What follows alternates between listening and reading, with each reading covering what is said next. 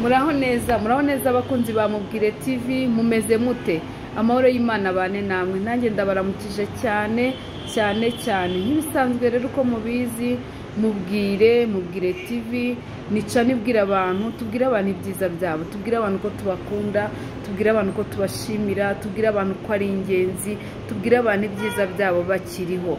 Umuntu umubwire ko umukunda, umuntu umubwire ko umushimira, umuntu umubwire ko adasanzwe mu buzima bwawe, umuntu umubwire ko ari umuntu w'ingenzi. Bimubwira akiriho. Wifata umwanya wo kurira, wo kubwira umuntu ko umukunda, wo kwandika amagambo meza kuri stati, utarigeze umushyira kuri stati yawe ngo ubwire ko umukunda, utarigeze umubwira ko ari umugisha, utarigeze umubwira ko umushimira, ngo ubivuge yapfuye ntabwo abasha kubimenya. Nyuma yo gupfa nyine ntabwo abyumva, ntanabibona. Ariko ahari mubwire ko umukunda, ahari muha urwo rurabo, ahari muha iyo mpano, ahari mubwire ko ari umuntu udasanzwe, mubwire ko kuba mu buzima bwawe hari icyo bimaze. Wikwicuza yaravuye mu buzima bwawe utarigeze umushimira. Bimubwira akiriho, bimubwira ukimubona, bimubwira byumve. Uyu munsi rero nje kuganira namwe, narindi mu kazi ndavuga, ariko hari ibintu abantu benshi bakunda. Ugasanga umuntu arakubwiye ngo ntabwo njya mbona imbaraga zo gushyira umuntu kuri stati, ngo ntabwo njya mbona amagambo yo kubwira umuntu ngo ngewe ngo nk'ibyo byanyu. Ariko umuntu yapfa ukabona uruhukira mu mahoro.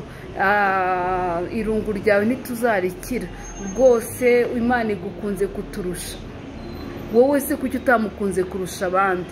Kuki se utamweretse urukundo kuruta abandi? Kandi wenda uwo muntu yararwariye mu bitaro igihe kinini, ntiwamugezeho, ntiwabashe kumusura, ntiwabashe kumubwira amagambo meza, ntiwabashe kumugeraho ngo umusengere, ariko ubonye imbaraga zandika ngo ruhukira mu mahoro, ngo twagukundaga, ugiye kare, ibyo nagutekerezagaho Imana niyo ibizi. Kubera iki? Bimubwira bimenye.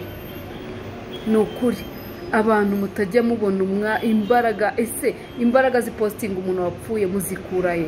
Utarabonye imbaraga zo kumupostinga ari muzima, imbaraga zo gushyira umuntu kuri stati yapfuye, utarabonye imbaraga zimugeraho mu bitaro, muri kwa muganga, hariho hose, izo mbaraga zivaye. Ntabwo ari ibyo. Twongere twibutse abantu ko tubakunda, twongere twibutse abantu ko ari abantu badasanzwe, twongere twibutse abantu ko ari abantu b'umugisha mu buzima bwacu. Wipostinga umuntu wapfuye, yapfuye ntabwo abibona, ntabwo amenya ko umukunda. Bimubwire ko umukunda, umuha impano. Si ngombwa ngo ukoreshe amasiripurize nk'ayo dukora, si ngombwa ngo udutume. Nawe ifate mu gitondo ugenda ureba umuntu. Mama wawe mubwire ko umukunda, papa wawe mubwire ko umukunda, abavandimwe bawe babwire ko bakunda, inshuti zawe zibwire ko uzikunda.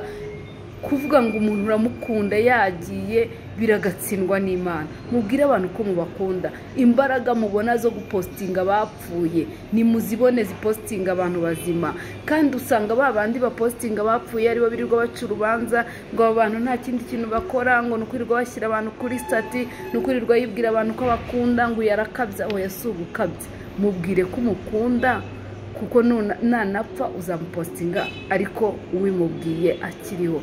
Uzamupostinga yapfuye ariko aranamupostinze ari muzima, abantu babizi. Abantu barajya kubona akabona uzanye umuntu kuri stati batazi, ngo twagukundaga, ngo irungu sinzarikira, ngo ndaza kubahone.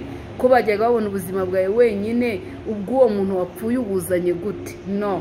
Bantu munkurikira, bantu mukunda Mubwire TV, icyo twaje kubabwira nta kindi kintu. Tubwire abantu ibyiza byabo bakiriho. Urukundo bararutanga. Ntabwo urukundo birirwa baruvuga kanaka ndamukunda, kandi we nyir'ubwite atabizi. No.